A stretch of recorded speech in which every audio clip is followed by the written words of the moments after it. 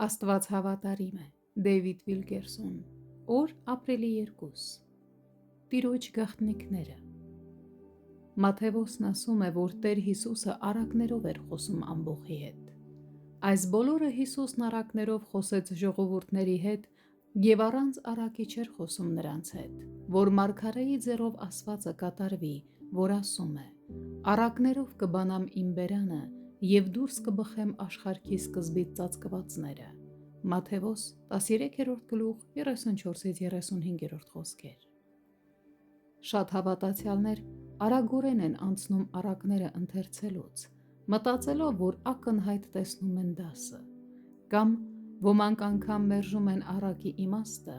ասելով, թե այն իրենց չի վերաբերում։ Սակայն ըստ Քրիստոսի,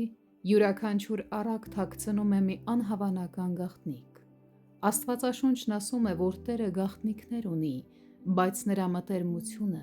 ուղղամիտների հետ է։ Առակաց 3:32 խոսք։ Այս թաքնված ճշմարտությունները քրիստոնյաներին իսկապես ազատելու զորություն ունեն։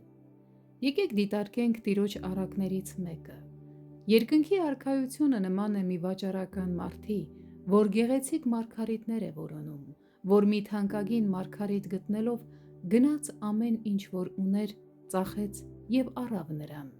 Մատթեոս 13:45-46 խոսքեր։ Ո՞վ է այս առակի վաճառականը։ Նա շրջագայող մեծածախ վաճառական էր և նաև քննող կամ փորձարկող, այսինքն նա իր ապրուստը վաստակել է թանկարժեք մարգարիտների որակն ու արժեքը գնահատելով։ Մենք գիտենք, որ Տեր Հիսուսն այն թանկարժեք մարգարիտն է, որին գտնում է վաճառականը։ Նա շատ թանկ է և նրա արժեքը անհաշվելի է, քանի որ վաճառականը վաճառում է իր ողջ ունեցվածքը նրան ձեռք բերելու համար։ Ակնհայտ է, որ մարգարիտը պատկանում էր Հորը, և Տեր Հիսուսը Հոր ամենաթանկ գաղտնի ունեցվածքն է։ Քրիստոսը ճշմարիտ գանձն է, և նրա մեջ մենք գտանք այն ամենը, ինչ մեզ երբևէ անհրաժեշտ է։ Այլևս պետք չէ փորձել նպատակ գտնել ծառայության մեջ կամ բավարարվածություն ընտանիքի կամ ընկերների մեջ։ Այլևս կարիք չկա Աստծո համար ինչ-որ բան կառուցելու, հաջողության հասնելու կամ օգտակար զգալու համար։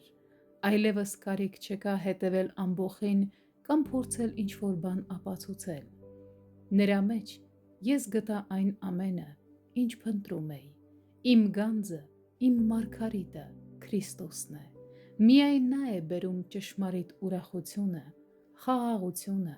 նպատակը և սրբությունը։